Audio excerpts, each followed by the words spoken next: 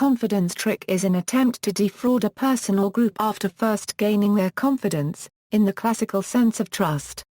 A confidence artist, con man, is an individual, operating alone or in concert with others, who exploits characteristics of the human psyche such as dishonesty, honesty, vanity, compassion, credulity, irresponsibility, naïveté, copyright, or greed.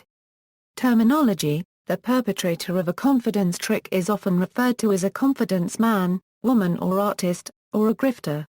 The first known usage of the term confidence man in English was in 1849 by the New York City Press, during the trial of William Thompson. Thompson chatted with strangers until he asked if they had the confidence to lend him their watches, whereupon he would walk off with the watch. He was captured when a victim recognized him on the street. A confidence trick is also known as a con game, a con, a scam, a grift, a hustle, a bunco, a swindle, a flimflam, a gaffle, or a bamboozle. The intended victims are known as marks, or suckers, and when accomplices are employed, they are known as shills. Short and long cons: a short con or small con is a fast swindle which takes just minutes. It aims to rob the victim of everything in his or her wallet. A long con or big con is a scam that unfolds over several days or weeks and involves a team of swindlers, as well as props, sets, extras, costumes, and scripted lines. It aims to rob the victim of thousands of dollars, often by getting him or her to empty out banking accounts and borrow from family members. The phrase long game can also be used non-pejoratively to indicate long-term strategizing, especially in politics, as well as more literally to describe lengthy play in game sports, for example golf. Stages of the con: in Confessions of a Confidence Man, Edward H. Smith lists the 6 definite steps or stages of growth in every finely balanced and well-conceived confidence game. One follows the other with absolute precision. In some games one or more of these acts, to use a theatrical comparison, may be dropped out, but where that happens the game is not a model one. The reference to the stage is apt, for the fine con game has its introduction, development, climax, copyright nouement and close, just like any good play. And this is not the only analogy to the drama, for the scenes are often as carefully set. The background is always a vital factor. In the colorful and mirthful language of the bunco man, all these parts of the game have their special names. I give them with their definitions: foundation work, the preparations which are made before the scheme is put in motion, including the elaboration of the plan, the employment of assistants and so forth. Approach, the manner of getting in touch with the victim are often most elaborately and carefully prepared. Build up, rousing and sustaining the interest of the victim, introducing the scheme to him, rousing his greed, showing him the chance of profit and filling him with so much anticipation and cupidity that his judgment is warped and his caution thrown away. Payoff or convincer, an actual or apparent paying of money by the conspirators to convince the victim and settle doubts by a cash demonstration.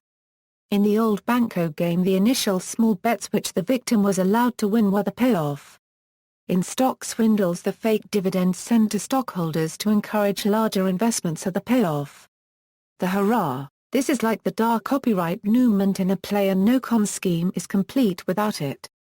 It is a sudden crisis or unexpected development by which the sucker is pushed over the last doubt or obstacle and forced to act.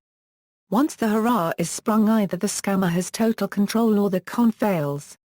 The in, this is the point in a con game where the conspirator puts some of his money into the deal with that of the victim. First, to remove the last doubt that may tarry in the unregistered trademark's mind, and, second, to put the con man in control of the situation after the deal is completed, thus forestalling a squeal. Often the whole game is built up around this feature, and just as often it does not figure at all. In addition, some games require what is called corroboration, which means what it says. This is important in games where a banker or other shrewd customer is to be the victim. Vulnerability to confidence tricks. Confidence tricks exploit typical human characteristics such as greed, dishonesty, vanity, opportunism, lust, compassion, credulity, irresponsibility, desperation, and naïveté. As such, there is no consistent profile of a confidence trick victim. The common factor is simply that the victim relies on the good faith of the con artist. Victims of investment scams tend to show an incautious level of greed and gullibility, and many con artists target the elderly, but even alert and educated people may be taken in by other forms of confidence trick. Accomplices, also known as shills, help manipulate the mark into accepting the perpetrator's plan. In a traditional confidence trick, the mark is led to believe that he will be able to win money or some other prize by doing some task. The accomplices may pretend to be strangers who have benefited from performing the task in the past. See also. References. Further reading: Bell, J. Bowyer.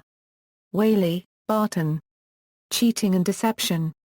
New Brunswick, London, Transaction Publishers. ISBN A0-88738-868 Exeter, Blundell, Nigel, 1982. The World's Greatest Crooks and Koopman and Other Mischievous Malefactors. London, Octopus Books.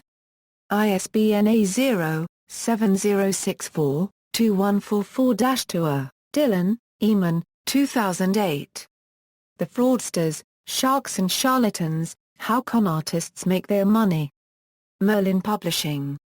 ISBN A978-1-903582-82-4. Ford, Charles V. 1999. Lies. Lies. Lies. The Psychology of Deceit. American Psychiatric Publishing, Incorporated. ISBN A978-0-88048-997-3. Henderson, Les. Crimes of Persuasion, Schemes, Scams, Frauds. Coyote Ridge Publishing. ISBN A0-9687133-0-0. Kaminsky, Mayhem Games Prisoners Play. Princeton, Princeton University Press. ISBN A0-691-11721-7. Mora, David W. 1940. The Big Con, The Story of the Confidence Man and the Confidence Game. New York, Bobbs Merrill/Anchor Books. ISBN A0-385-49538-2. Mora, David W. The American Confidence Man. Springfield, Charles C. Thomas, Publisher. ISBN A0-398-02974-1. Reading, Amy. The Mark Inside, A Perfect Swindle, A Cunning Revenge, and A Small History of the Big Con. New York, Knopf. ISBN A978-0-307-47359-2. Smith, Jeff. Soapy Smith, The Life and Death of a Scoundrel. Juneau, Klondike Research. ISBN A0-9819743-0-9. Sutherland, Edwin Hardin. The Professional Thief. Chicago, University of Chicago Press.